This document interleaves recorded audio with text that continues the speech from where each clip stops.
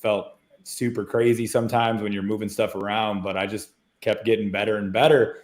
So once Aaron put out the NAK up, the first version, I just bought that instead of Limcomin when my NAK ratio went low, because it had been high for the entire first like 4 or 6 months on the program. So when it went low, he had just put out the NAK up. So I bought like 6 bottles of that, really liked it.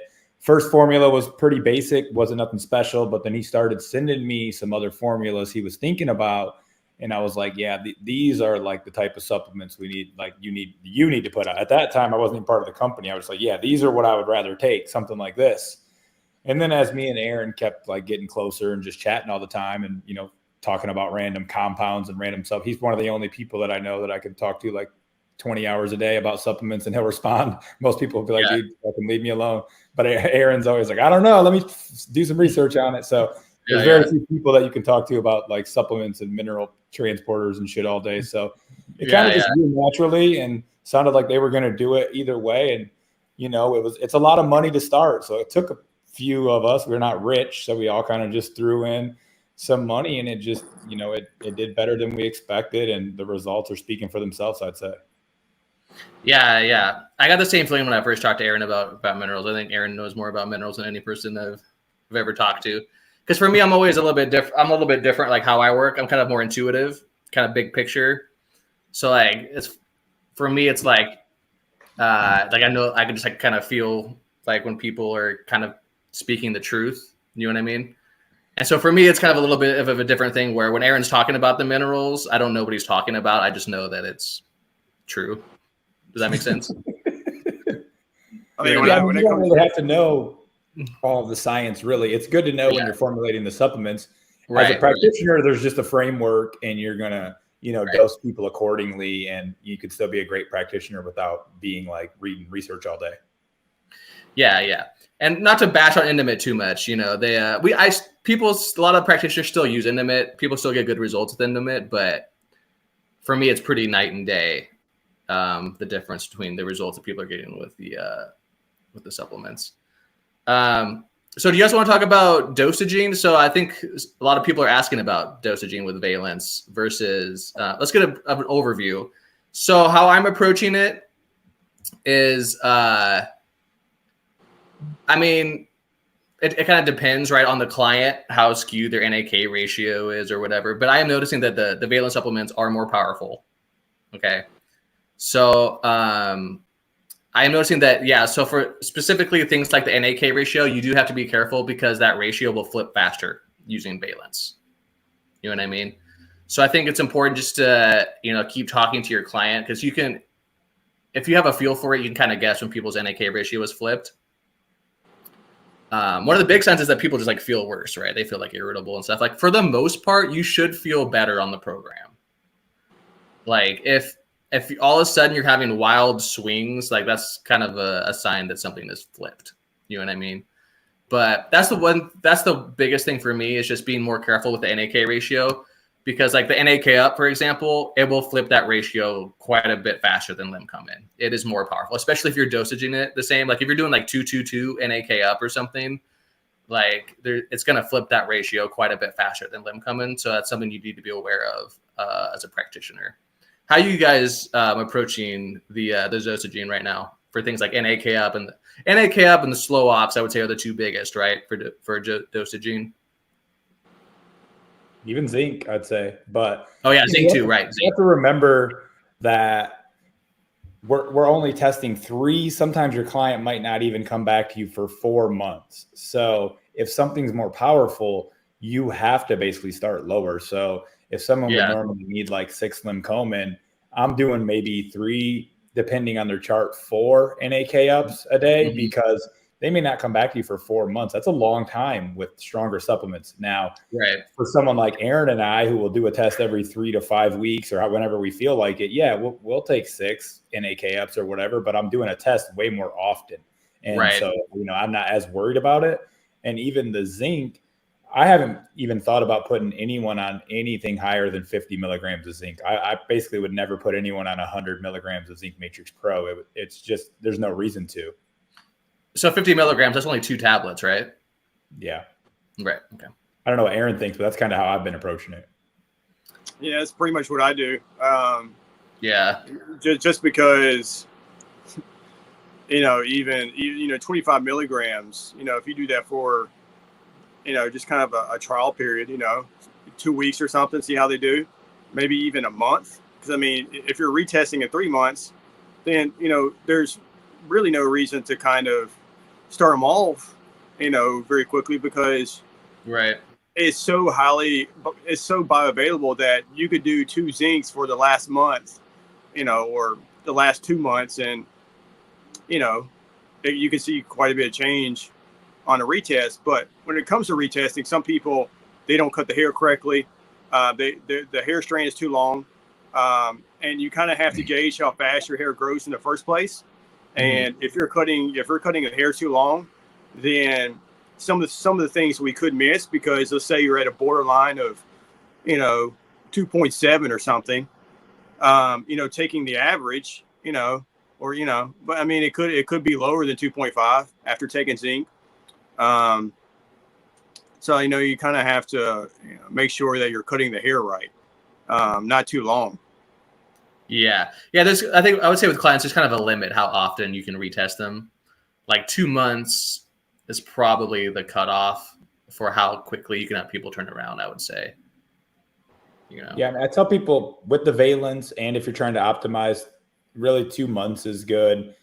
And even with the CalMag is so potent that I would even tell people, like, just start with like 111, even though that's like a third of a paramin. You don't want to overdo that CalMag in the beginning. Like, if 1 CalMag is disrupting your system more than a paramin, that's 3 times the dose. People get too fixated on doses, I think, as well. Like, I need this much calcium or this much magnesium. And it's like, well, if you're reacting to 1 CalMag tablet and you're not reacting to a paramin that's 3 times the dose, then clearly you're not absorbing much of that paramin in general. It works long-term because you're consistently putting it in your system 3 times a day at a higher dose.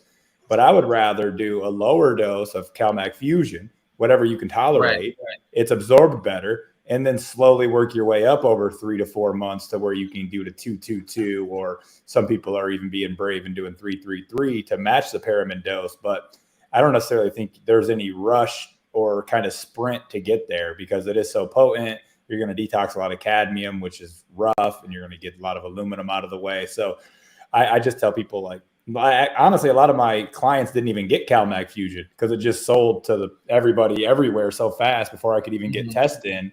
But, a lot of people hit me up on Instagram and whatever, and I'm like, just do 111. And then if you feel good over a while, do 2-2-2. And then if you're brave, do 3-3-3 if you're really not that toxic and you feel good on it. Okay, that brings me another question with the CalMag. How are you guys approaching 4 lows then with the CalMag? I mean, it kind of depends on why a person. I mean, obviously, it depends on why a person's in a 4 lows, but obviously, that can be tied to toxicity, chronic infections, what have you. So it's not necessarily, the old paradigm. It's like, hey, we need to take high dose calcium, magnesium, but you're kind of determining that dose because, well, how bioavailable is that form of calcium or magnesium? Where's it able to go, to in the body? So if you have a CalMag supplement that can get transported to all these different areas in the body very quickly, well, then you don't have to take as much, because you're going to eliminate the toxins, whatever that's kind of, for one, maybe interfering with the HPA axis, stuff like that, that's causing some dysregulation, putting someone into a 4 lows. Or, chronic infections, like using certain forms of minerals help to address chronic infections faster. So, you may get a coming alive pattern, quite quickly using better forms, or, just maybe even just a better supplement program in general, versus just doing high dose calcium, magnesium. I just feel like it's kind of a rudimentary approach, just because the levels are really low. So let's just, pump the body with high levels. But it comes down to how well it's absorbed, obviously. Okay. So Okay. Yes, I definitely think that. So what dosage of the CalMag are you guys giving people in 4 lows? Let's say like a true 4 lows, not like a borderline, like a true 4 lows. What is your guys' So kind it's of kind of what the it's dosage kind is of with the CalMag? you know, to me, it's just relative. It's relative to, you know, based upon, you know, obviously how much, you know, a person can handle. Because if they can only handle 2 capsules starting out, you're not gonna push, Right. you know, more on them.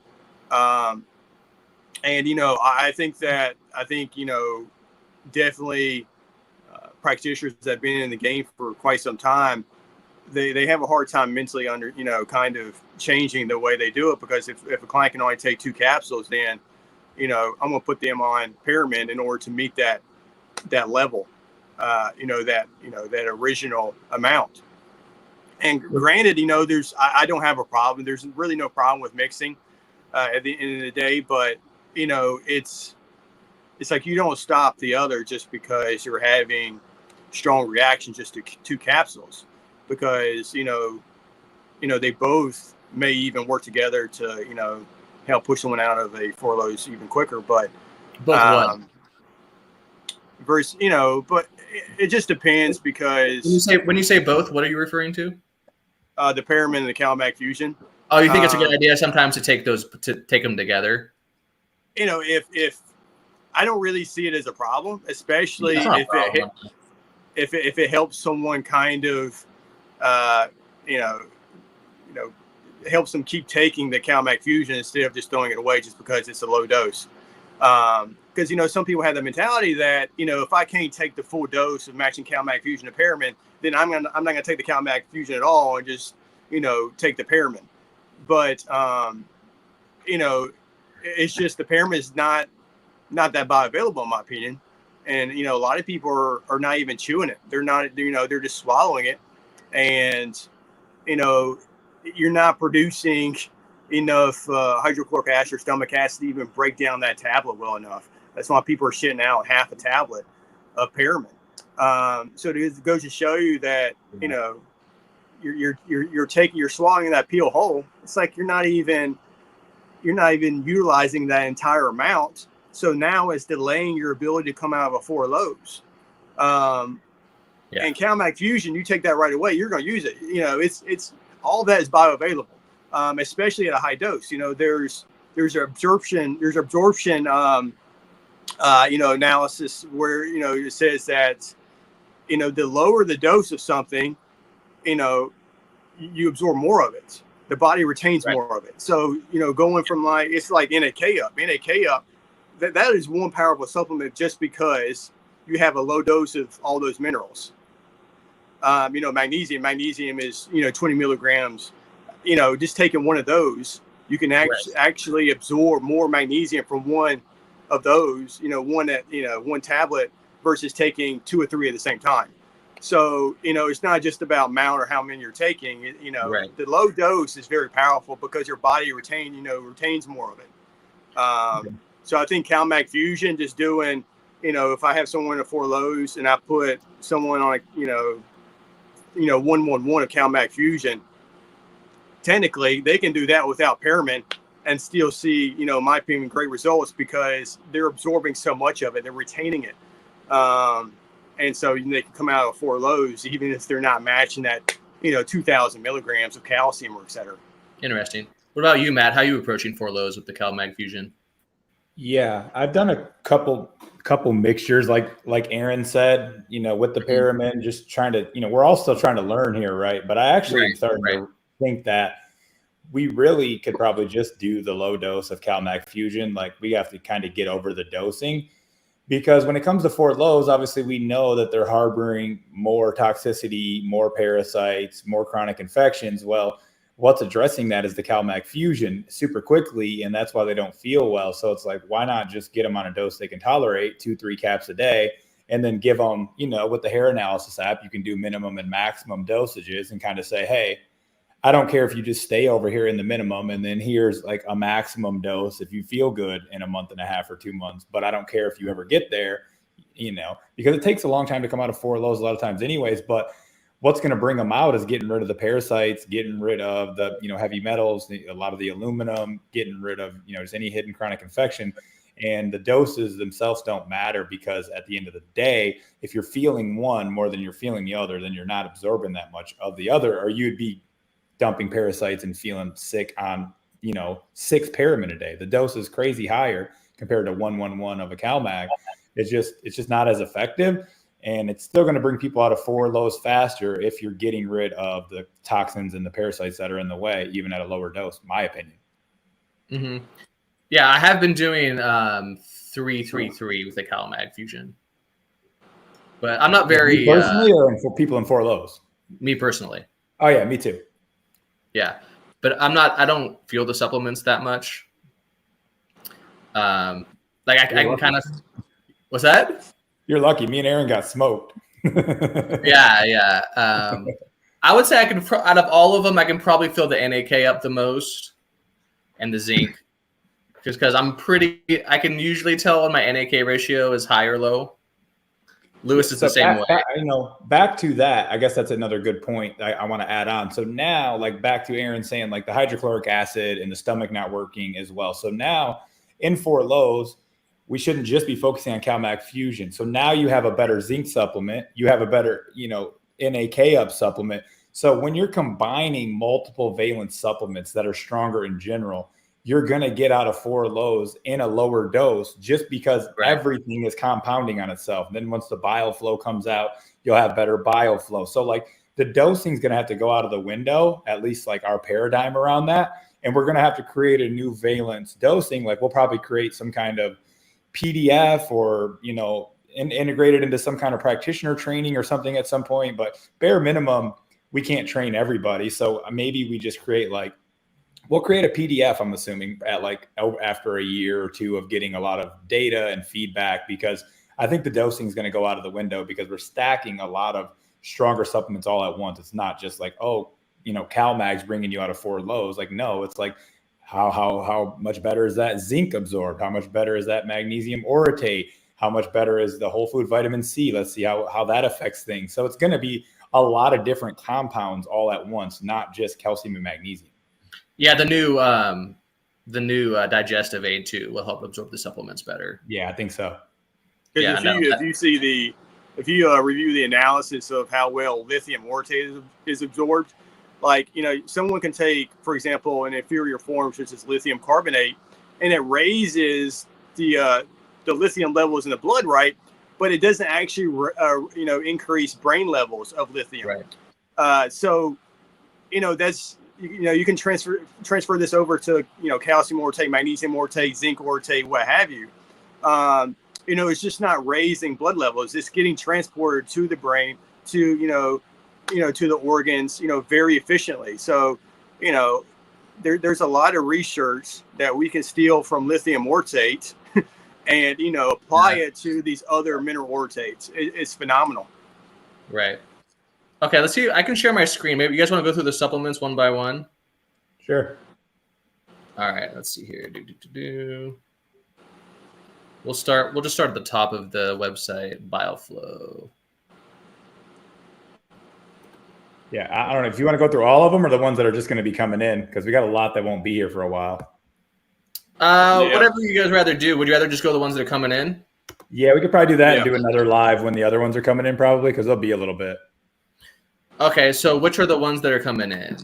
CalMag, NAK up, Thyro Spark. Well, we're already on the CalMag. Let's do CalMag then, since we're already talking about it. Let's see if we can get this big. There we go. Beautiful. And then we share my screen.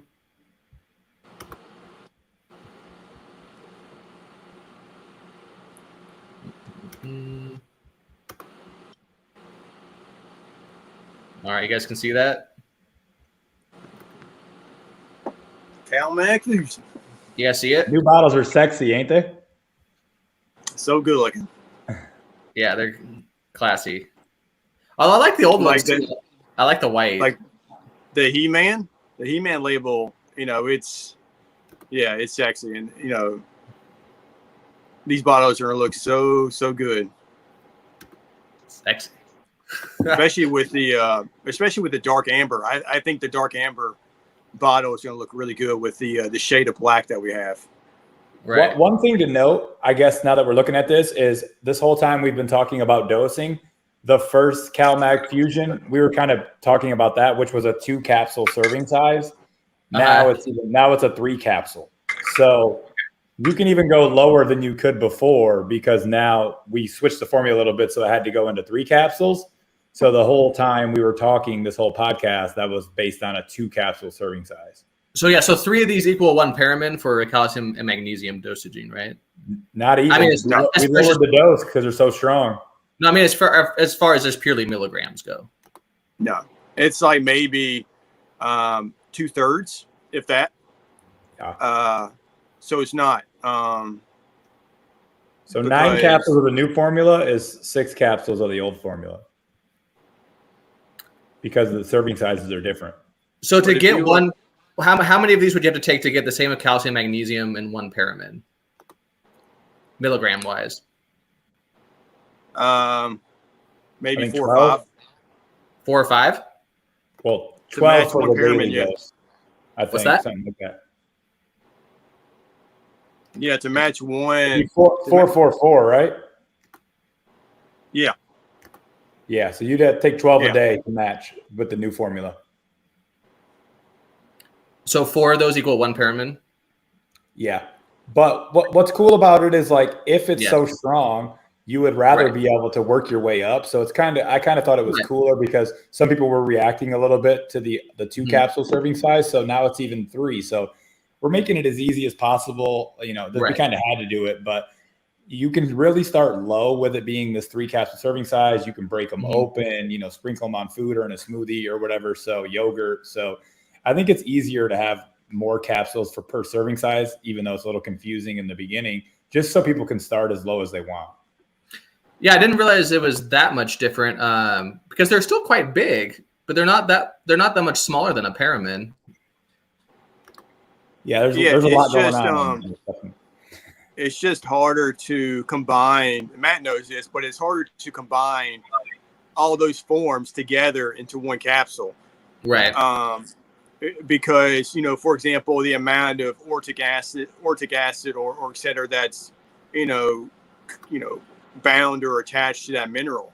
So it's a little harder to put together compared to just a generic, something like, calcium amino acid chelate or even calcium malate. I mean, you're using just 2 forms. Okay, let's go through the forms one by one, and we can talk about why you added them, maybe in like the major differences. So first of all, vitamin D, is that any different than the vitamin D in the paramin? No. Okay.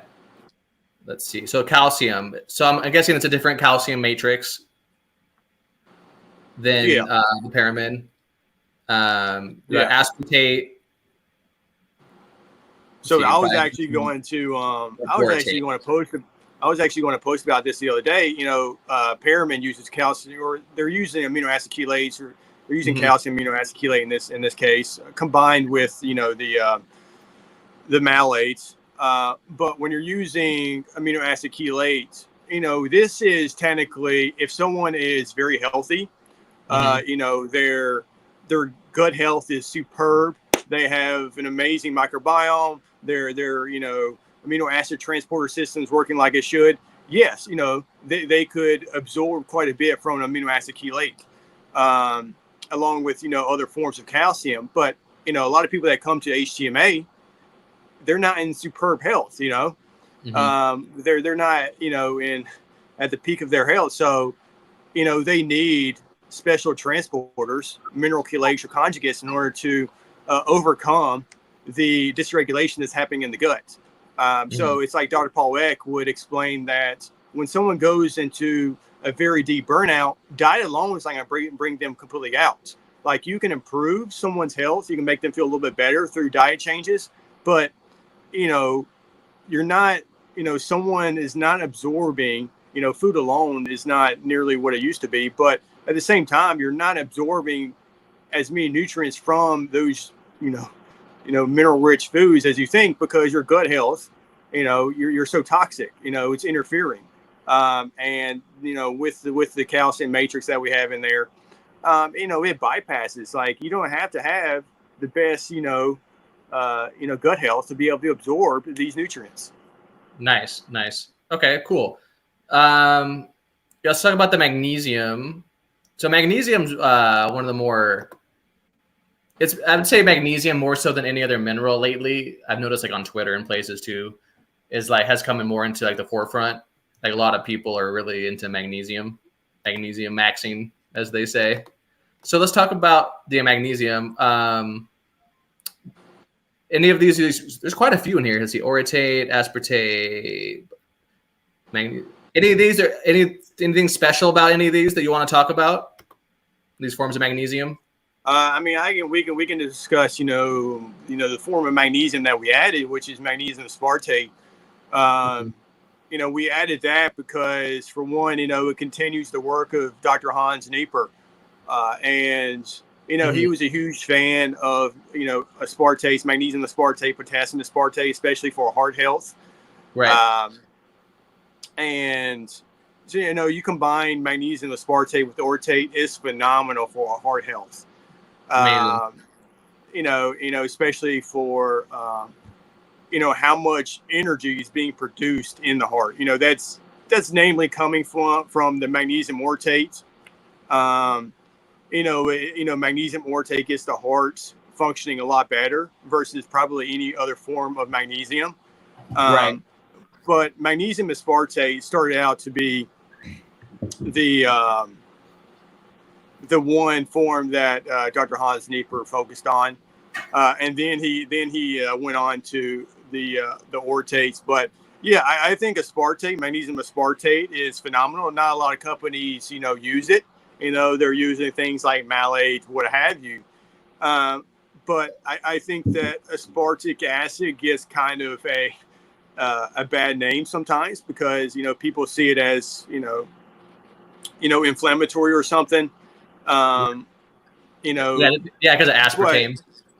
Yeah, exactly. So it gets that misconception a bit, but aspartate, right. Your body needs aspartate to function. Like, for every cell to function properly, it needs aspartate. You need aspartic acid. Yeah, it's important to realize that sometimes the names can play tricks on you. Yeah, it's phenomenal for energy production, and then it also helps with autoimmune cases. So I am definitely a huge fan of magnesium aspartate, and then obviously we have the bisglycinate in there, very common, and the taurate. Yeah, it's important to realize that sometimes the names, table salt, right? Sodium chloride, that doesn't sound great for you. Chloride isn't something chlorine. You don't want to be ingesting chlorine, right? So it's not. There's no aspartame in it. Yeah, but I think generally too, it's like whenever you're using calcium aspartate. Yeah. You kind of want to use magnesium aspartate because, magnesium aspartate can go places where magnesium orotate may not go. Right. Even though magnesium orotate is highly bioavailable and it's superb, it still won't go other places that magnesium aspartate can. So, at the end of the day, you still need kind of that balance between other minerals and the conjugates that you're using. Right. Okay, so let's talk about an add-on, right? You guys added taurine to it. That's a new one. You guys want to talk about taurine a little bit? Why was taurine added to it? I'm a huge fan of taurine in general. I actually take extra taurine at night. I know a lot of mineral balancing people don't do that, but taurine is very good for just calming down the nervous system. Obviously, TUDCA is good for the bile flow, but it generally has to be more of the TUDCA form to do the bile salt stuff. But taurine just really good for central nervous system, calming you down. It's just a potent amino acid. Definitely is going to help for people who are in 4-Lowes who need to be calming as well. And then it does have some synergistic properties as well with calcium. So it just basically made sense to put it in there. And it's a pretty low dose. Like, some people are taking 3 to 5 grams of taurine a day.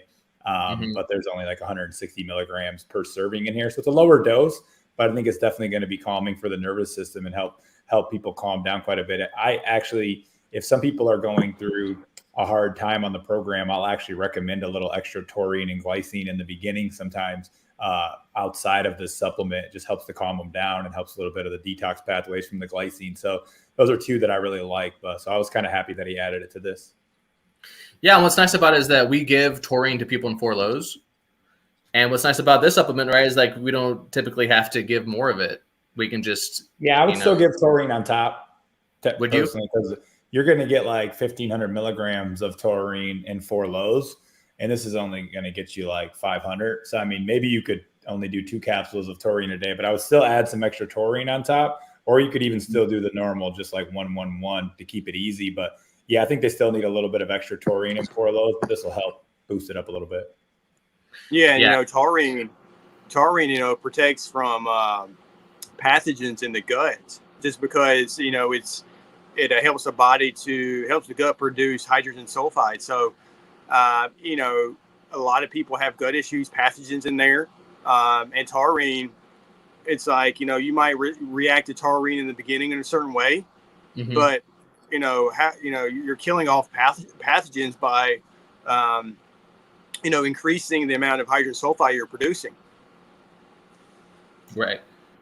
Awesome. Yeah, I love the fact that taurine is in it. So you might get a little smelly gas, in the meantime. Right. Yeah, I love the fact that taurine's in it. Silicon, boron, vitamin K. You guys want to talk about those at all? We know boron helps, you know, calcium metabolism. Vitamin K, is vitamin K in Paramin? No. Vitamin K, it is. I don't know why vitamin K isn't in every single calcium supplement ever. Just going to help with obviously calcium utilization and bringing it to the bones and the teeth and where it needs to be. So it's, you know, it's pretty important as far as vitamin K. And you know, vitamin K is found a lot in dairy. So obviously synergistic there with the calcium in natural food sources. But a lot of people can't actually digest dairy in the beginning, at least from my experience. They have a lot of reactions to it. So it's like, why wouldn't you put the vitamin K right in the calcium supplement just so it'll help for calcium utilization? But there's a lot of other great benefits to vitamin K as well. Okay, then silicon, is that just more that helps synergize with the magnesium and things? The silicon is just kind of I mean, it's go ahead. Yeah, I mean, it's not the best form of it, but you know, it's you know, cost also plays a factor. If you use a better form of it, it's going to raise the cost quite a bit sometimes. But I mean, it's not highly soluble. So, you know, you do absorb some of it. But over time, as your gut heals in a certain way, you do start to absorb more of, you know, certain compounds. But yeah, it's not highly soluble, but you're still absorbing some of it, I think. But you know, there are better forms out there that, for example, can definitely detox you. But you know, if we were to add that, you know, well, you're adding that, you know, that detox onto, you know, what you're detoxing just from this basic, you know, or this formula alone. So, yeah, I mean, there are some trade-offs, I think, you know, to using better forms of something, but that may be something we do in the future, but I think it'll be a lot stronger than, you know, what people are taking now. Which is not always better. Yeah. You have to be pragmatic, right? If it's super expensive to add an ingredient, it might not necessarily be worth it, because that's more expensive for the customer too, right? Yeah. So because you know, on that note, I would say that we're keeping our formulas a lot cheaper than what you'll see online. I think our passion behind this program and how it's helped us, and how we know how much the clients are going to have to spend if everything's like $1 million. So I think most people probably wouldn't even charge as low as we are for these supplements, but I'm just hoping that it revolutionizes the program. So from a purely business standpoint, all of these supplements should be a lot more expensive, but I kind of feel like we have a little bit of passion, a little bit of grace for knowing that our people have to buy like 7 of these things a month. So if you like compare some of our supplements to what's online, I think that we're being pretty level-headed around the pricing there. Because if you were to, you know, if you were to compare, the production costs for each supplement to other products. It's like you would understand what we're saying. A lot of companies don't divulge, how much it costs to produce a certain supplement, and how much in relation to how much they're paying for it. So just because we're expensive, you're getting what you're paying for, because it does cost us a lot to produce each one of these supplements. Yeah, for sure. And way then, more than some of the stuff online. And I would say yeah, we're hoping to just get everybody on mineral balancing, and it's fine. You just get rid of more, and we just really want to up level the program. But if I was probably to talk to like a true business entrepreneur, he'd probably be like, "What the hell are you guys doing?" yeah. Well, that's always something you can address in the future, right? You can always, like, in the future, you can like charge more for retail or something, or yeah, who knows? I think we're fine. It's just I think a lot of other companies are they're making a lot of money. They're getting shit pretty cheap and charging a good amount of money for it. Yeah. So I see other ingredients. L-leucine, that's an amino acid. Are they just using that amino acid as a preservative, or is that part of the dosaging? It's just a flow agent. It replaces. It's just a flow agent whenever because they use certain machines. Yeah. So yeah, it's just a flow agent. But I was gonna add that with this formula, yesterday when I was watching your live, a guy asked about cholesterol increasing while on the program, and this is a significant. This is a very good thing, simply because you're, especially depending on where that cholesterol is accumulating. If you're breaking down plaque, et cetera, you're going to release this buildup of cholesterol. So as you're healing, you're going to have higher levels in the blood as it's working, as the body gets rid of it. And this actually, takes us to, magnesium ortate. Magnesium ortate is phenomenal at improving arterial health. So it does help with breaking down that plaque and et cetera, that calcification in the arteries, along with K2. So initially you can have a spike in cholesterol as the body heals. Yeah, helps your heart recover from that Fauci juice. That juice. All right, let's see. Which guys do you want to do on? Which one do you guys want to do next? Yeah, it don't matter. We can do NAK up probably, or we can do Thyro Spark because let's do Thyro Spark. That's a fun one. I don't even know talk about that at all for anything. Let's do it. Thyro Spark exclusive. Let's see here. Okay. All right, let's just go over it. So this is a drop-in for thyroid complex, right? Yeah. Okay, so let's talk about. So we got selenium. We know selenium, right? It's needed for your thyroid. Yeah, just a better form than what a lot of people use. I like this form a lot. This is kind of this is the form that I actually use on the side. Some people do the Endomet stuff. Seleno XL you can get pretty cheap on the side, and I think it's better bioavailable, and you can get it relatively cheap on Amazon. So if you're adding in extra selenium on the side, I would rather take this than most supplements. I think it's like $15 for like 100 tablets or something for 200 micrograms a day. So it's just one of the better forms with better research and bioavailability, I'd say.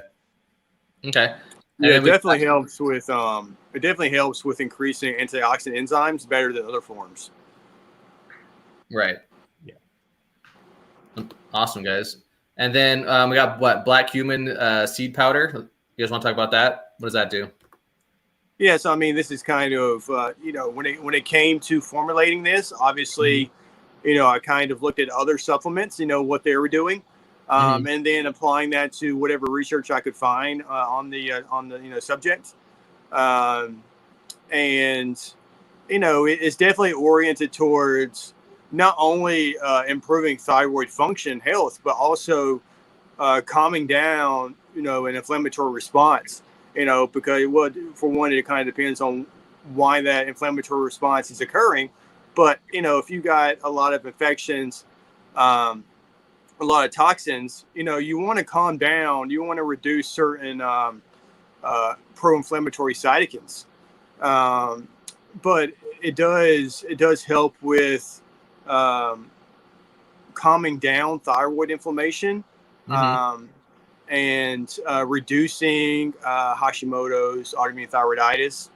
But it helps to resolve these autoimmune conditions, but also improves or lowers TSH, improves T4. It does, but yeah, it does help with increasing T4, and with the selenium, and then also the other mineral supplements on a program, you're increasing the amount of T3 that you're producing. So it's not just about the synergism of the supplements, this synergistic effects of the ingredients in one supplement, but it's also combined with all the other supplements on the program, so you get a huge effect.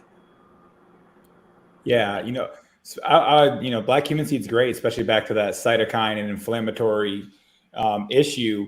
If we can add in a few things that kind of quell inflammation, you're actually going to get a better hormonal response in general, not just from the minerals, because when you have cytokine storms and inflammation, they kind of block the cell receptors. Your body's actually always kind of making any kind of hormone you can think of. Like, you may have it low in your blood and on your hair test and whatever.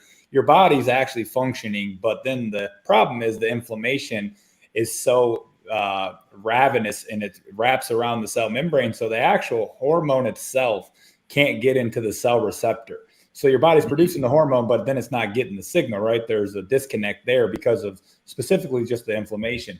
So if we can add in a couple ingredients that actually lower inflammation while we're trying to upregulate the hormone function and rid the toxicity at the same time, I think that's a good move. And I agree. I have to add a caveat to the entire idea of taking Thyro Spark or even some other thyroid supplement. If someone is on thyroid replacement drugs or hormone replacement, I don't recommend taking this with that, just because it can increase thyroid hormones too much and someone feels like shit.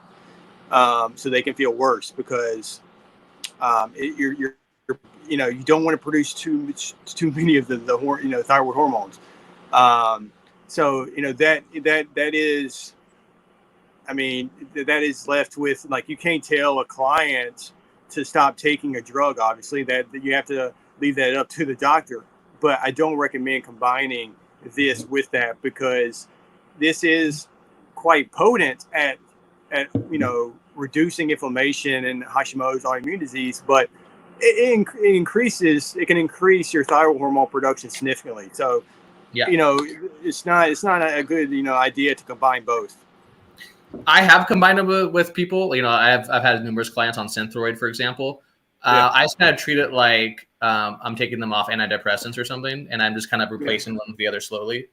I don't, and I tell them, I'm not taking them off the Synthroid. I just tell them, hey, listen, like, if you want to move forward with your health, like, you want to eventually get off this crutch, and I think that you should work with your doctor and tell them that, hey, I want to get off this, and let your doctor know that because ultimately, like, some people, they're afraid to tell their doctor what they want.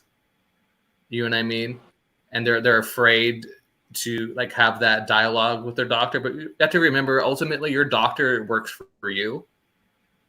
And if you feel the need to wean yourself off of something like Synthroid, you can do that with the help of your doctor. They can help you do that. You just have to tell them, like, this is what you want to do. But I've had numerous people take them both at the same time. You just have to do it slowly. And, like, you don't do the full dosage of the thyroid complex or, what they're taking. And you just kind of slowly replace one for the other. Does that make sense? Yeah, that was because other approaches, when it comes to coming off it, because people can come off it and they try natural or alternative approaches, and it just doesn't do it for them. They end up going back on it. because it just wasn't strong enough. It didn't relieve. It didn't bring them enough relief. And this is where it's all about the method being used or the approach. I don't think, high dose iodine alone is, the best, it's not enough sometimes, because it depends on why someone isn't, producing enough hormones in the first place. And iodine does not solve every pathway. So, people are relying on high dose iodine to be able to get off some of these drugs. And, it can fall short sometimes because, you're not approaching it, in its entirety, based upon how the body produces these hormones and how it signals the thyroid. Yeah. And on a program, people are going to be getting plenty of iodine from the kelp. You know what I mean? Yeah. But, and I want to say high dose iodine. I've seen it high dose iodine, especially if it's like Lugol solution they're rubbing to the skin. I've seen it fuck people up. Yeah, like, I actually like doing that myself. Applying iodine to the skin. Be careful with it, man. I've seen it fuck people up. But you're on a program. I mean, your body's probably more easily able to regulate it because you're on a program, and so you're taking all these other minerals and stuff. But I've seen people where they just they rub a bunch of Lugol solution on their skin. They're not on a program. They're just trying to heal themselves. And it traumatizes them for like years. It's crazy. Yeah. And, but I love the name Thyro Spark. That was, Matt and I were looking at names one day. And Matt was like, "Man, let's call this Thyro Spark." And I was like, "Man, that's a perfect fit," because it made me recollect, what Dr. Pollack said. The adrenals provide the fuel, and the thyroid, sparks the fuel. And but I do love the name. I think it's phenomenal. But I will say that the adrenals, especially for your body to signal the kind of like the first stage or first steps of producing hormones, you got to have enough of certain catecholamines, the norepinephrine. So but your adrenals obviously produce these catecholamines, these hormones, norepinephrine, but they're not necessarily making it passing through the blood-brain barrier. So sometimes it does come down to the production of norepinephrine within the brain. And I think with adding tyrosine to this formula, along with Bacopa, definitely helps to increase the amount of norepinephrine in the brain. And so this actually, signals that cascade for improving hormone production. I was gonna say that's what I love about you guys, the fact that you're doing new research into these things that you could add to these formulas that is more synergistic. It's not just you guys, doing the same formula with maybe better forms of the minerals. You're actually adding new things that you think will, make it more synergistic. That's what I love about it too. So tyrosine, that is an amino acid. Yeah. What's that? And then Bacopa, what is that? An herb or something, or some sort of plant? Adaptogenic. It's an adaptogenic. Yeah. So adaptogenic, you're referring to like Ayurvedic, with their it's an adaptogen. So Bacopa is actually quite interesting because a lot of the research is obviously done on neurodegenerative diseases. Helping with Parkinson's disease, helping with dopamine, obviously. But there are some good studies out there that are kind of hard to find that show that Bacopa is actually a thyroid stimulant. So it does help to boost T4 levels, and so it's all about that cascade. But it does, combining Bacopa with tyrosine, helps with, activating or increasing tyrosine hydroxylase. So, you're actually producing more norepinephrine from tyrosine, because you can take a high dose, supplement of tyrosine, but are you actually converting that tyrosine to what you need? And this is where Bacopa is very helpful at utilizing tyrosine, and in a very good way, optimal way, and boosting norepinephrine, etc. So I think it's definitely a good combo there. Yeah, that's great. I love how you're introducing these new things that you think will have the more synergistic effect with it all. I think that's cool. And so then the rest of the stuff seems pretty standard. It's just the like the thyroid glandular. It is grass fed. I've noticed. I don't believe the Endomit ones are grass fed. Do you guys feel like grass fed is important? Seems to be most people think that they're cleaner. Yeah. It's kind of a stigma. Like when you say that they're not 100% grass fed, what does that mean? Is that like a feedlot? Is that like they just had some grains? Did they get antibiotics? And I think someone did say Endomets are antibiotic and steroid free. So maybe they're not like the worst. They clearly work a little bit. But it's like if you're going to redo a supplement and you also get more people within like the health community to take your supplement, you should probably just go ahead and go for the grass fed.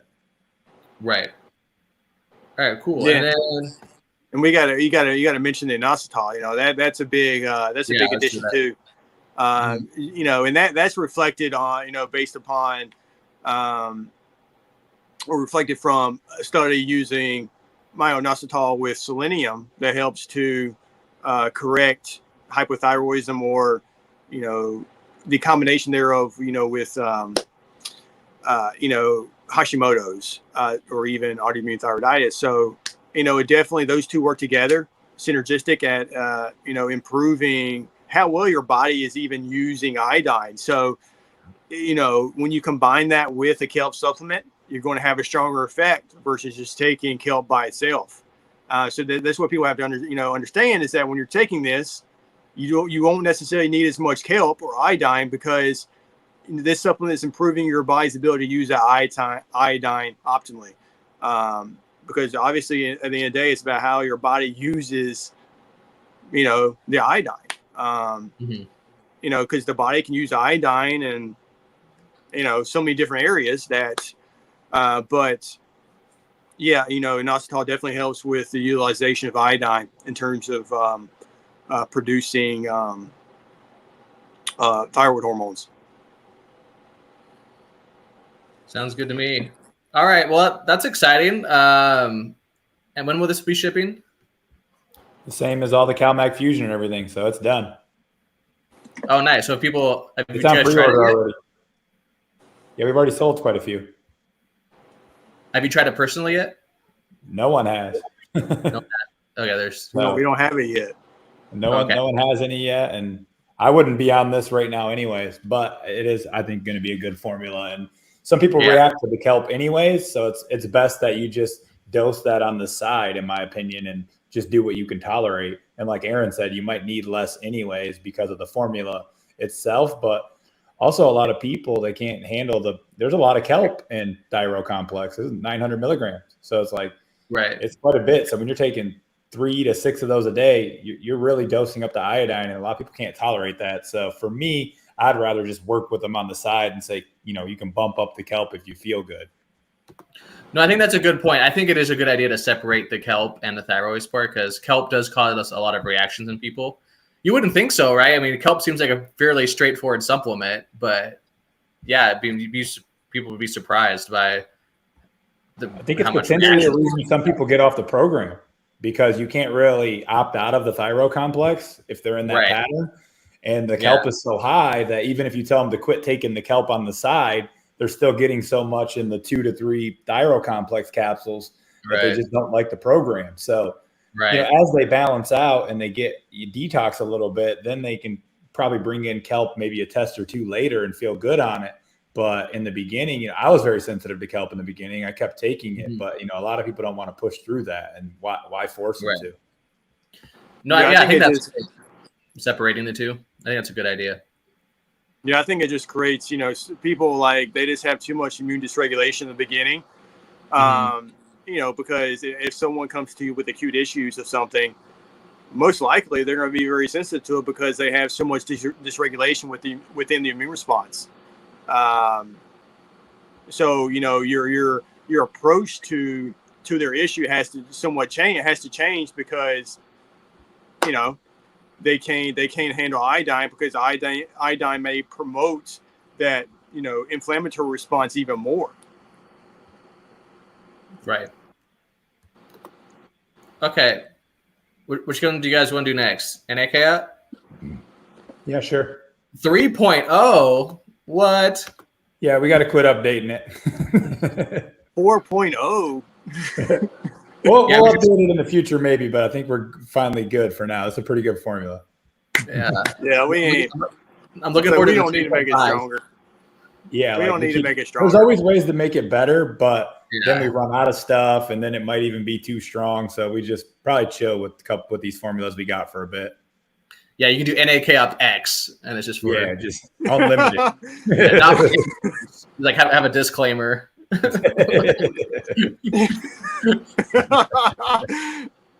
Yeah.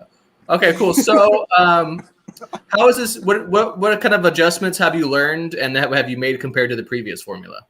I'll say the most notable probably is lowering the B6. Okay. I think sometimes B6, in my opinion, gets a bad rap. I actually like it, but it is very cheap to do it on the side as well if you want to add another 10 or 20 milligrams in for the benefits of that. And some people, I think it's more of a detox reaction than it is actually a B6 reaction to P5P, because you're just going to retain so much more of the magnesium. It's needed for so many like enzymes functions that I think it just detoxes you like way stronger. So it's a good thing to just lower it so it's more tolerable. And then, you can get B6 P5P tablets on the side if you want to do a little extra, totally cheap and easy. So a lot of this stuff, it's like make it tolerable, but make it more absorbed. And then there's like ways to add a little P5P on the side if you really want that. Mm-hmm. Yeah, because it definitely gets a little difficult because we got the P5P and Slowox. So quite a bit of people are on Slowox and NAK up, and you end up taking a lot of B6 at the end of the day. But definitely, B6, it's definitely an enigma. It's like Matt says, it definitely helps with the absorption. Of minerals, even like improving what you're absorbing from diets. So you end up, absorbing more zinc and et cetera. Because, increasing the amount of P5P or B6 actually helps your body produce more picoinic acid. And so that, that gets released from the pancreas. And so you're absorbing more nutrients from the diet. Right. That makes sense. So it can be strong. Right. Is that the only adjustment? Just a little bit less B6? Let's see. Well, the last one was 5 milligrams? So it went from 5 to 2? Yeah. Okay. Yeah. And there's, I still think 2 milligrams is going to be very good. There is, some of it comes down to ratios between, P5P, copper, magnesium. I think it's something like a 10 to 1. Ratio between magnesium and P5P. So yeah, like Matt says, taking B6 definitely helps absorb more magnesium. So, this supplement gets even stronger. But other than the P5P, we added the natural, or in my opinion, a better form of vitamin C. There's quite. Oh, that's interesting. So it's not coming from corn. There's quite a bit of debate on that. But I definitely think that getting the extraction from the fruits, helps with the absorption just because you get the cofactors and et cetera. So this is why, like, when you see other vitamin C supplements, they're adding all these flavonoids and et cetera to help with the vitamin C utilization. Now, is that practical for NAK? No, not really. And so, because you don't want to make it 2 capsules. That would be one thing that I would hate, is where NAK up became 2 capsules. We don't want that. So I think it's more practical to substitute, to add in the natural vitamin C, just because of the cofactors. But I think it's a better form than calcium ascorbate that we're using. Even though calcium ascorbate is more effective than your normal vitamin C. ascorbic acid, just because there's, the body, it kind of stays in the blood longer. But, they're showing with vitamin C extracted from fruits, it actually, the body retains it more than just plain ascorbic acid. You actually have your vitamin C levels in the blood stay, elevated longer than ascorbic acid. So you're definitely retaining more. You're not peeing out. You're not peeing out as much. Yeah, I mean, that's amazing. I didn't even know that was something that could be upgraded, was the vitamin C. I know some people have concerns about, so the vitamin C in most supplements, from my understanding, it comes from corn.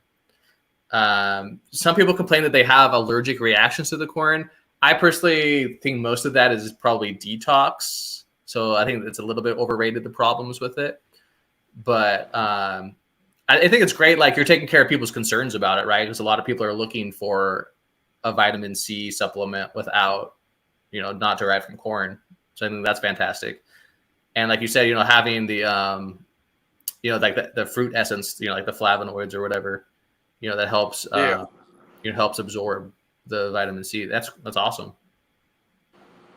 For sure. And, the whole vitamin C from corn, it's kind of hard to find any research in relation to the, obviously it's made from corn. Is there even residual, corn, or, if it's GMO, is there any GMO material left? There's a lot of the testing. Some of the testing today is not reliable enough to even answer those questions.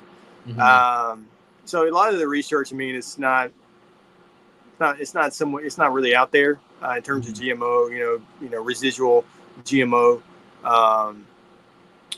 Just because I only like referencing studies that blatantly say something. Just not like somewhat making shit up. But yeah, for sure. But yeah. Okay, so it's cool. So the main things are a little bit lowering of the vitamin B6 and then a different form of vitamin C. Anything else you guys want to talk about in relation to this supplement? Oh yeah. Yeah. What about you, Matt? This is our baby. I think Aaron wants to talk about copper picolinate. This is kind of his. Him and copper picolinate have a bromance, I think. So I'll let him talk about copper picolinate. This is our baby. Yeah. But there's a little bit different, especially with magnesium, because we're adding more forms of magnesium. I think that's critical. Magnesium aspartate. So we're somewhat mimicking the CalMag Fusion a little bit. Right. Makes sense. And at a low dose, like I said, your less can be a lot more. So at a low dose, 5 milligrams each, you're absorbing more, let's say magnesium orotate than, taking 50 milligrams of magnesium orotate, several times a day. Body's just going to retain more. So, NAK is a powerful punch when it comes to absorption rate. And the zinc, we're just adding, more forms to it. The zinc arginate chelate. This helps with T cell function. Arginine is phenomenal for the immune response, T cell function, priming your T cells, and making sure they're, functioning right. So zinc arginate chelate, that's going to be pretty damn good. And then we just kept the other forms, zinc orotate, phenomenal, zinc picolinate. In the zinc matrix, there's taurinate, right? No, I don't have that in there. It's 7 different forms. So, obviously we'll get to it here shortly, but yeah, we don't have that one in there. Oh, I thought you did. Okay. I am a huge fan of zinc methionine. I think that's, it's phenomenal too.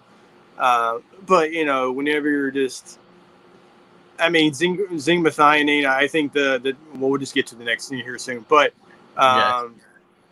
manganese, we are incorporating that picolinate. There's a little bit of research that highlights just how powerful mineral picolinates are, just because of the charge, the neutral charge. It kind of behaves similar to mineral orotates. And so, like I said, when you're digesting food, your body is going to release picolinic acid. And the only thing is that, these minerals are competing for absorption, obviously. So it's competing for binding to picoinic acid. So, your body, may not be producing enough picoinic acid to begin with. So using mineral picoinates, I think it's definitely the way to go. Highly bioavailable, gets transported to the liver very well, and other areas. So, manganese picoinate is a new addition. Okay. It obviously has, but going from there to copper, I'm a huge fan of copper picoinate. It definitely rivals bisglycinate. Bisglycinate it's a very good form, but I think that's kind of, it's a good form, but I definitely think that you need to add other mineral conjugates or amino or chelates to it. And so with copper picoinate, I think it can definitely help with, raising hair copper quickly, faster, because a lot of people, man, they, when you have a low NAK ratio, you can also have pretty low hair copper levels. Right. So you're not utilizing copper well at all. I mean, this gets into the pore eliminator aspect, but you do need a very bioavailable form of copper, because for one, picoinic acid can actually help with reversing copper toxicity, because studies have shown using other mineral picoinates is that not only does it get absorbed and your body can use that mineral, but the residual or the leftover picoinic acid binds to the minerals that are accumulating in the tissues, the organs, and actually, perhaps can make that bioavailable, but also really, get rid of it. So it's kind of interesting, how picoinic acid can function. It's very fascinating, because there are studies that show that, yes, you pee out zinc when taking picoinic acid, but you have to realize how the body uses zinc. The body can dump quite a bit of zinc into the soft tissues. It acts as an antioxidant, so you don't want zinc accumulation. Zinc is critical, and a lot of people are deficient, but they can have excess, because depending on what kind of inflammatory response they have, they can, zinc toxicity leads to cell death. It can, create some issues. So picoinic acid kind of comes in and fixes that. We can see it on hair tests. We can see it on hair tests, right? The body will raise zinc sometimes when people are dumping their metals. You've seen it, right? The zinc will spike. For sure. And I think copper, mineral picoinates are some of the safest forms to supplement with, if not the safest form to supplement with long term. Yeah. Well, that's great. Thank you for the explanation for all that. I can tell you that in my experience, I think probably out of everything you guys have done, this has pushed the program forward more than anything, was the new NAK up. Yeah, you can get trapped in that low NAK ratio for quite some time. And, I think Aaron said, Dr. Paul, I've never recommended this, but can be up to like 12 limcomin in a day. And that would be absurd to try to take that amount of NAK up. Only Aaron would do that. Which I have. Only a madman. Yeah, I've seen it with numerous people. I've seen people. One guy comes to mind.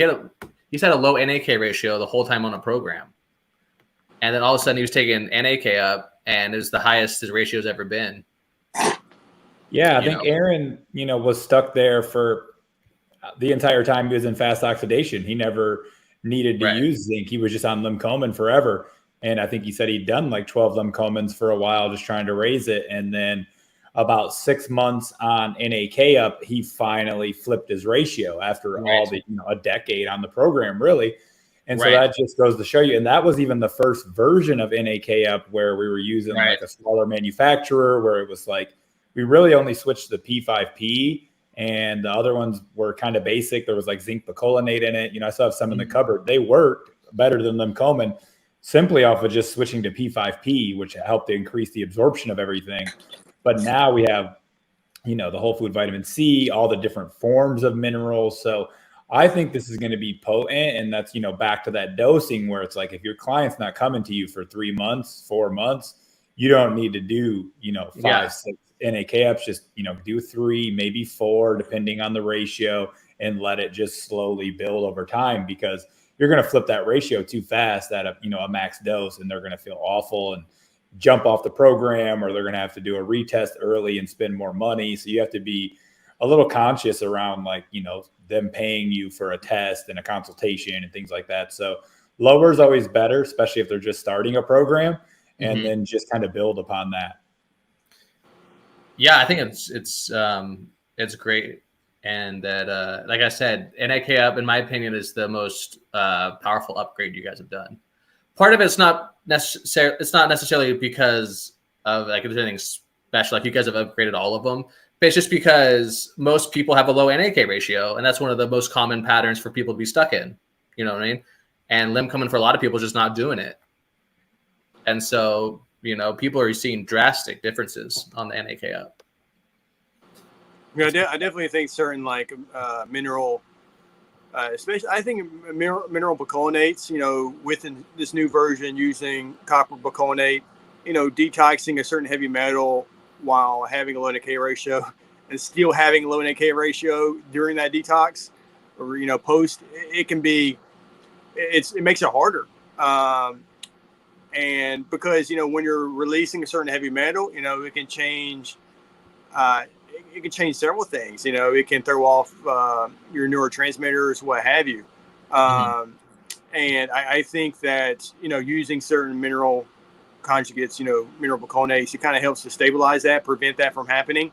Copper is very protective against aluminum toxicity. Just because of the enzymes and the neurotransmitters. So, this is, in some way, on a basic level, experimental, because we don't, you don't necessarily know the entirety of something until you try it. So, right. People sticking with Endomet, it's like they think that's the best it can get. That's, this is how detoxing is always going to feel. This is how the program's going to feel.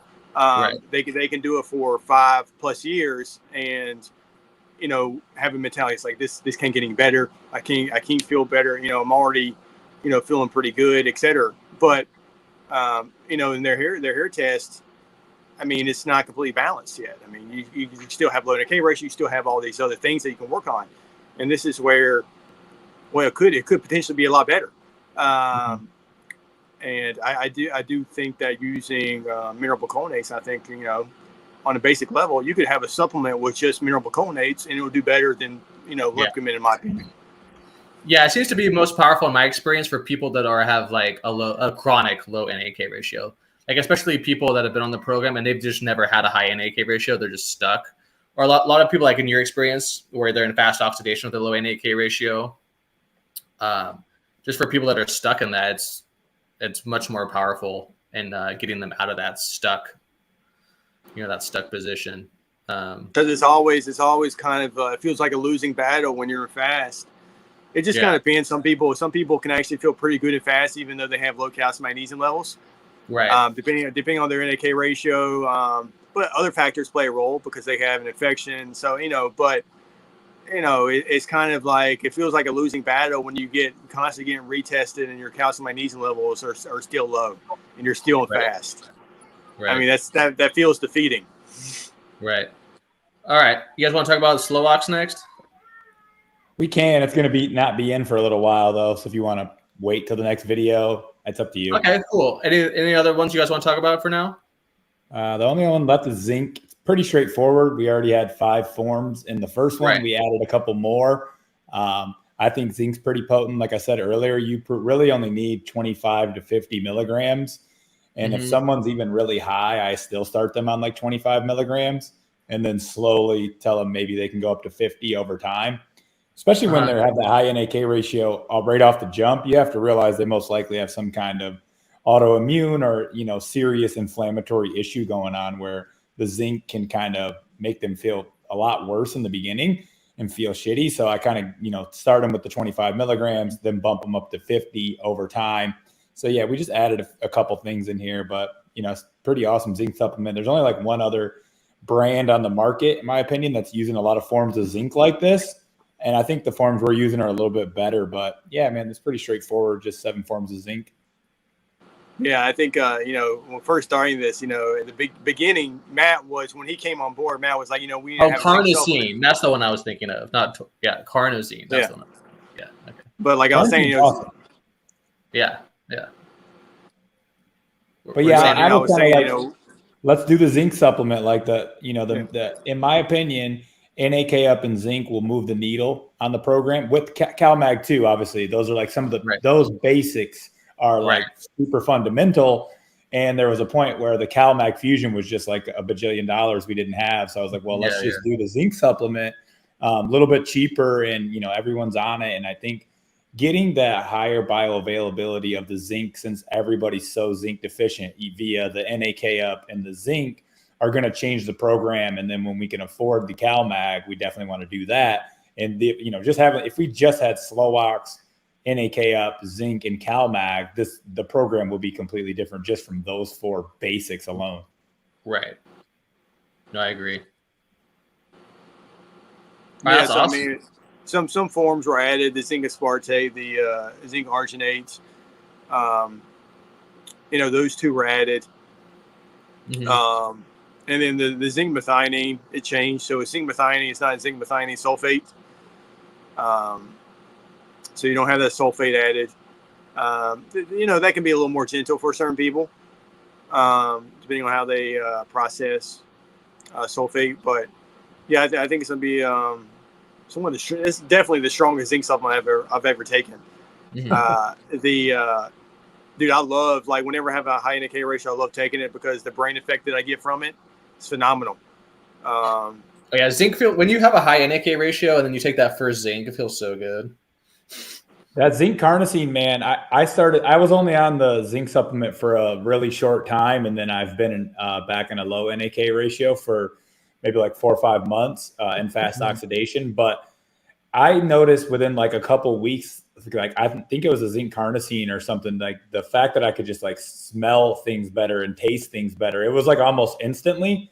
Yeah. And I can't wait till I get back to the high NAK ratio and get some of that feeling back. Cause I was like, man, the food just smells different. And like, I can taste things different. I think it's a zinc carnosine.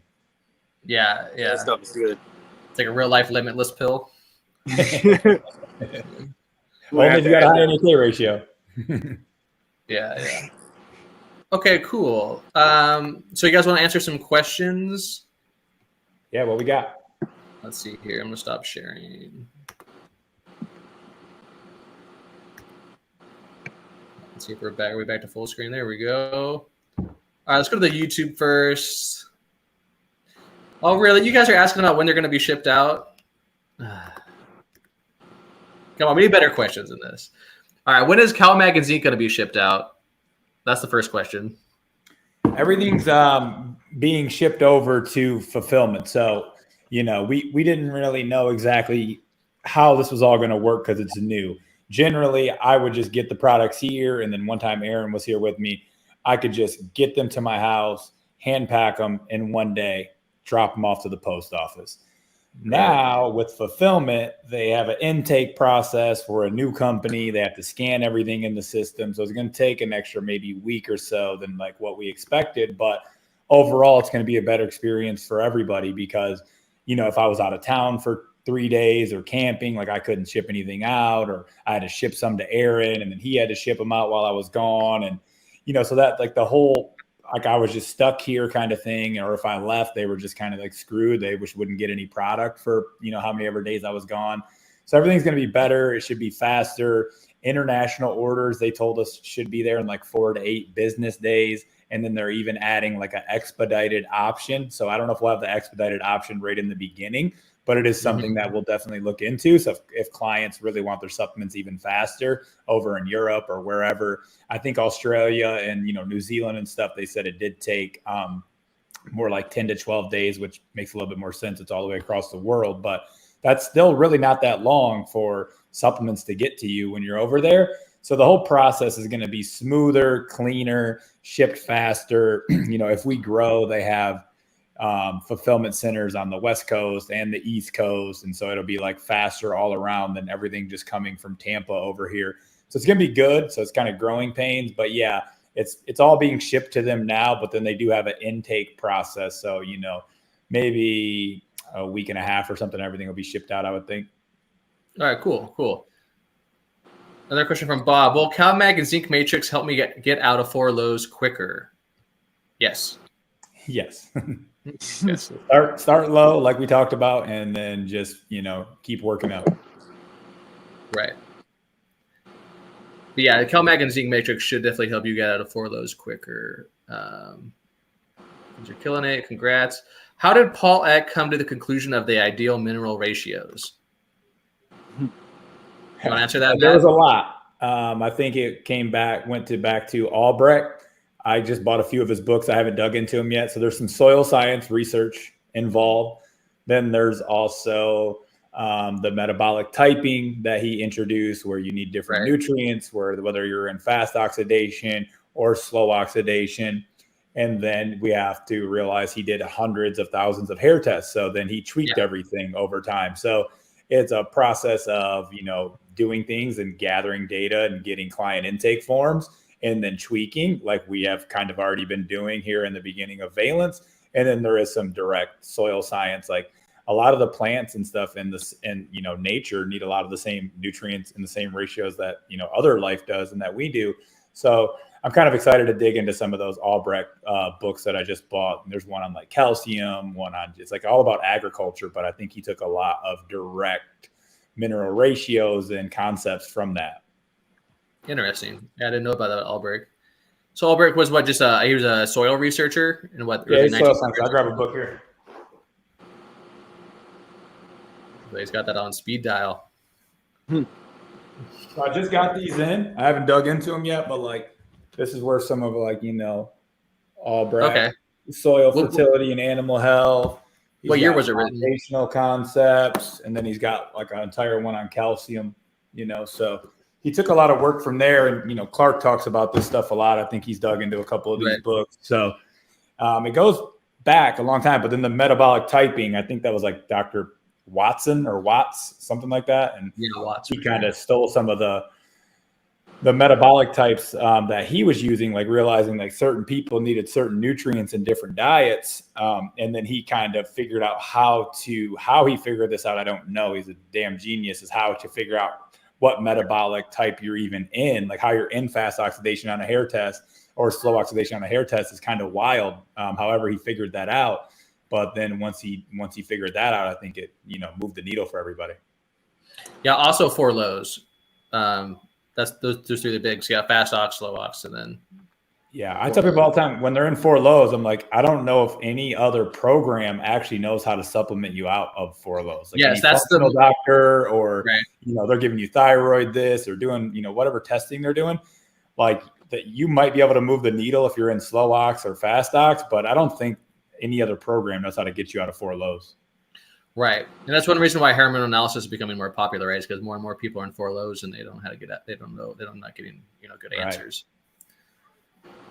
Okay. Yeah, you're kind of diving into the ratios between different minerals as well. So there can be some trial and error in the beginning, because it's like you start with zinc lowers sodium.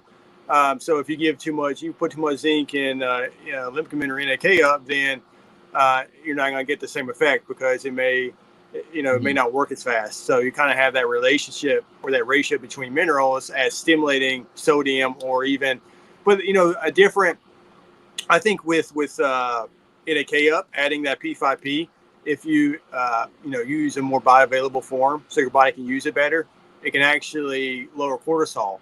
So how the hormone profile is related to sodium potassium. So you're using P5P, which can help correct that stress response, lower cortisol pretty quickly. Well, you can correct a low NAK ratio just by P5P alone sometimes, because it helps to reduce cortisol secretion and helps improve mineral absorption. So, I mean, yeah, it gets. But yeah, I do think there's probably a lot of trial and error, because you're trying to, like, you're reading those books from, from other, using other things. And you got to apply it to the human body. You got to apply it to hair testing, and et cetera. So, I mean, yeah, there's a lot of. I'm sure there's a lot of work. But there's, Dr. Paul could have had a lot of intuition too. Yeah, for sure. Okay, let's see here. Can you talk about the progression of the versions of slow ox development and how it's changed on people's feedback or manufacturing considerations? So they're asking about slow ox and how you guys have the progression of slow ox, basically. Slow ox is a fucking headache to make because there's like 20 ingredients in it, and then we want to use like 3 forms of everything and change everything. And there's one thing, I think when we can when we have more purchasing power, right? Like, say, instead of buying 1,000 bottles, we can buy 5,000 bottles. So we can get more of the ingredients that we would like, because a manufacturer is not really going to ship in a bulk ingredient for you to just do 1,000 bottles, especially in the beginning when they don't even really know if you're going to sell them.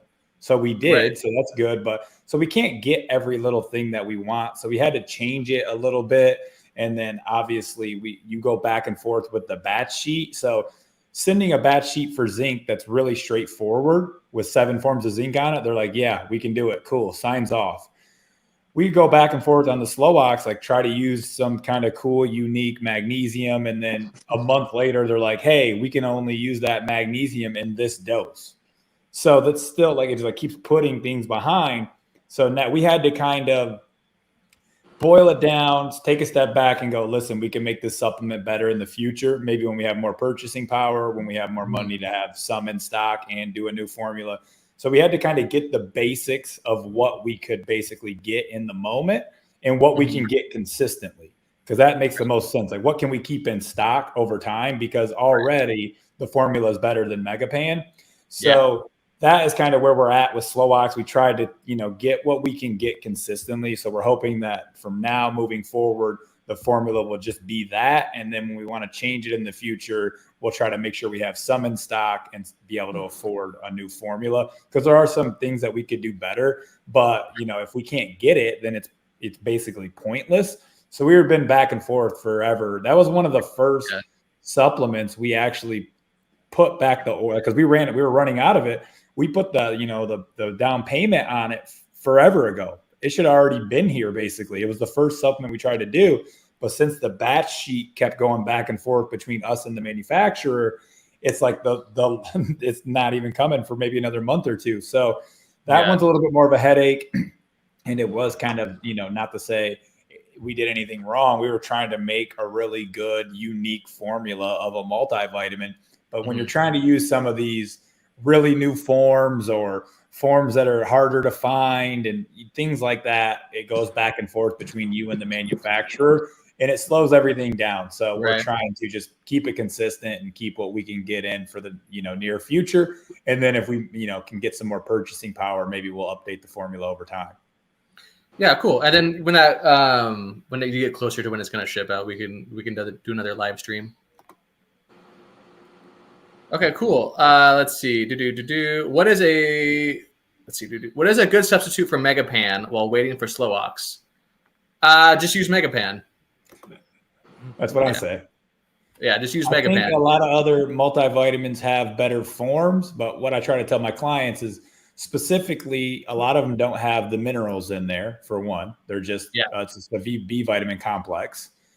Or some of them have iron and other things in there you don't want, depending on what brand it is. And then the doses are way more. Like they're actually sometimes giving a pretty high dose of certain B vitamins, and they're not really formulated or meant to move someone, speed up their oxidation rate. So you have to realize there is back to that genius of Dr. Paul Eck and why it works. So you look at it as like a formula that could be way better, and it can be, but in the moment you just want to use Megapan. Yeah, and you can mix and match. Like the supplements are compatible, So I tell people, it's like, if you want to switch to Valence, just just switch when you run out of Endomid or whatever. You know, you can interchange them. Yeah, Yeah, that's no real a substitute. good that's definitely a good discussion there, whether or not you can combine the stuff. And you know, other practitioners have asked me that, and you know, it's just like, you know, even though we haven't consistently had things in stock, taking NAK up, you know, for a month, 3 months can give you significant results. Just adding if you're at a chronic low NAK ratio and all you added was NAK up to your Endomit regimen, that's a game changer for a lot of people. Yeah, so you don't have to wait to have everything together, because one supplement alone could be quite powerful at you know, changing some aspect of your retest. Right, I agree. Yeah, it's important people realize that. Okay. Looks like that's about all the questions we got on the YouTube. Do you guys get any questions on Instagram you guys want to answer? Did you get a lot, Matt? I just got a few. I'm not even on a live. I didn't know you guys were doing Instagram live, so you can just go with yours. I'm just not live. I think we're just talking about from a post. Are you going live? Are you live on Instagram? I'm not. I thought Aaron might have been. I didn't get anything. At least I haven't paid attention to. You're not live, are you, Aaron? No, I'm not. But I can if you want to. Nah, you're good. No, I don't know if you guys want to run and keep going for another hour or something. You know what I mean? We're already almost. I got a few questions that we could. Yeah, just on your post. So I thought a good question was: is NAK up good when my NAK ratio is 1 but copper level is high? You know, with a normal CalMag ratio. I thought that was a pretty good question, because oftentimes, you know, people see a high level of certain mineral and they're looking at the bottle. It's like, well, you're giving me more of that mineral. It's like, is that a good thing? Right. So I definitely think that's worth answering. And, you know, copper is like an enigma. You know, there's certain reasons why copper may be elevated. You know, for example, you know, if you have an infection of some kind, the body will increase ceruloplasmin, and that increases your copper levels. You know, you could have inflammation, and the body will actually use copper to try to lower the inflammation or counteract the inflammation. So, you know, and then other reasons why, you know, you could have a high level of free copper that you know, that can pass the blood-brain barrier pretty easily and, you know, get into the brain. So just because you have a high level of a mineral doesn't mean that you don't need more. Because it might be bioavailable, or the system may need more copper with other minerals to actually correct or address an acute issue or something faster. Mm-hmm. Yeah. Any other questions you wanted to answer? So should retest be occurring sooner with these supplements? And, you know, that, you know, like, for example, every 2 months, and, you know, that's obviously up to the client, you know, price wise, but I think it can be beneficial if they're willing to, you know, to pay the extra money. There's a lot of factors, right? There's a lot of factors. So can you afford it, you know, or, you know, what kind of a pattern are you in? So if you're closer to like if your previous test was closer to an ideal ratio, like say your NAK ratio was like 2.3, then it might be a good idea to test your hair sooner than later, because it's going to flip faster. I'll say my wife's had an NAK ratio of, I think, something similar to that, like 2.2 or 2.1 or something like that. So she was just on like 1 capsule of NAK up, and she did a retest in 2 months and it was at like 4.2. So, you know, it just really depends. Some people get stuck and takes longer, and then some people it flips. And she was only taking 1 capsule of NAK up, so when it did flip, she didn't feel that bad, because it wasn't like she was taking 6. But if you can afford it and you're doing Valence and you feel some shifts, I would say you could do every 2 months. Yeah. It's important to realize that, you know, things like the NAK up, they will flip you faster. So that's just something to be aware of, you know. Next question. My country blocks Valence supplements too potent, or just too much of a certain vitamin or mineral. Best EU countries to send it to without import problems. I know from the chart that you know was sent to us, it looked like we didn't have any issues delivering to European countries. there's maybe only, well, it was the, most of the countries we couldn't ship to at all was in the Middle East, countries in the Middle East, and there's other issues with herbs. Certain countries do not allow herbs to be, imported. But I did not see any European Union countries where there was a herb regulation. It was, and then other countries had, required only a 9-day supply. I did get a question about 9-day supply. This, in my opinion, this is probably referring to each individual bottle, 9-day supply. I don't think it would be like the entire package, being a 9-day supply, but I think it's just per bottle being 9-day supply. And that was Canada and Australia for 9-day supply requirement. But yeah, look like, based upon, we didn't have an issue with European countries. Okay, cool. All right. Cool. Yeah. You guys have any other questions you wanted to answer or anything? Yeah, hold on. So that was answered. Is CalMag NAK up Solog's combination for general purpose mineral detox? I mean, yeah, obviously. What in the CalMag makes people dump so much aluminum compared to Paramin? And I think this is coming from the certain forms, because it depends on, because when you're starting an HTMA or mineral balancing program, you're not going to detox. Obviously, you're not going to detox the entirety of a certain mineral from the entirety of a certain heavy metal from every part of your body at the same time. So right. It's going to eliminate aluminum from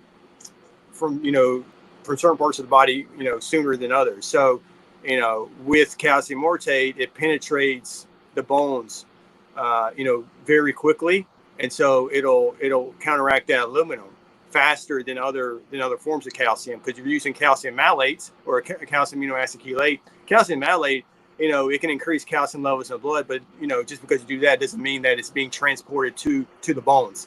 And there's a lot of aluminum accumulating in the bones.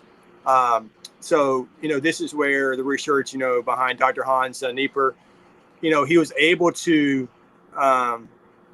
solve decalcification through calcium mortate without the negative side effects, because the mineral, the calcium mortate, penetrates the bones selectively versus the soft tissues. So you are detoxing the aluminum quicker by using certain forms because of the penetration, the absorption, and transportation. Okay, cool. All right. Well. I just got one more question. All right, one more. Are Valence supplements only meant if you're doing mineral balancing?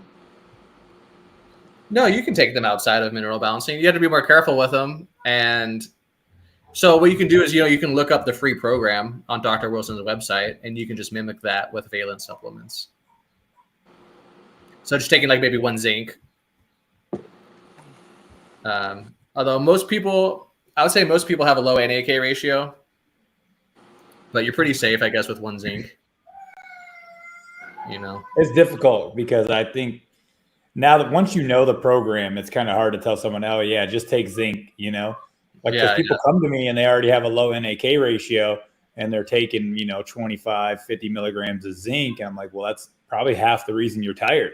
You taking more zinc and you already got a 0.1 NAK ratio, you're tired. Yeah. And so you might feel a little bit more calm or something from the zinc, but you're also getting more fatigue and, less ability to even detox, because your NAK ratio is going further and further from the 2.5. Yeah. But CalMag is one. I tell people, everyone's on CalMag. So if you want to replace your nightly magnesium supplement with some CalMag throughout the day, that's probably a good idea. Yeah, I think the digestive aid is probably another one. Anyone can take. The BioFlow will be good. Yeah, the kelp, and you can start following. You can start incorporating the diet. start doing some more of the basic things, going to bed early, right? Staying hydrated, drinking the right type of water, doing the pulling down exercise, using sea salt on your food. You can start incorporating a lot of different aspects of the program. Yeah, you can, if you take slow ox and you're in fast oxidation, you're not going to feel that great, but you got a pretty good odds that you're potentially in slow oxidation, because I get way more slow ox clients than I do fast oxidation. So it is still a little shot in the dark, but you could potentially take slow ox and start low and slow and see if you feel better, because you're most likely in slow oxidation if you have some burnout and stuff. But every once in a while, people are in fast oxidation. Yeah, for sure. Okay, cool. That was a nice chat. So what's next? Look at that, He-Man. Look at that bottle. Look at that sexy bottle. Look at that. Shooting the bow. Yeah. You just got to have a guy dabbing. Just having flexing. Just cool. Well, Luke, thanks for having us on, brother. Yeah, cool. So what are the big things you guys are working on? Waiting for the slow ox is a big one, I imagine. That'll be probably a month or so. BioFlow, I think, is going to be great. I think it's going to enhance the program a lot. So we can come back on and talk about BioFlow and why it's probably going to be better than GB3. But yeah, I think BioFlow, and once we have BioFlow and slow ox, and we also have Cell Restore, which is like our kind of enhanced TMG supplement. So I think a lot of people are going to even feel good on that. So over the next few months, there will be more and more products to take, although we have a limited supply, very limited, of the Cell Restore. So some of these supplements, as we're kind of being experimental, you don't want to buy 2,000 bottles of something and you don't really know exactly how everyone's going to react. You may want to take something out. You may want to tweak it. So putting out these supplements are a lot different than just saying, hey, here's a vitamin E product, or here's a multivitamin just for everyone to take. We have to tweak stuff and get feedback and tweak, change stuff. And so it's kind of a headache. It's probably why no one's tried to do it and tried to mess with it. But I think over time it'll be worth it. Oh yeah, I think it's already worth it, right?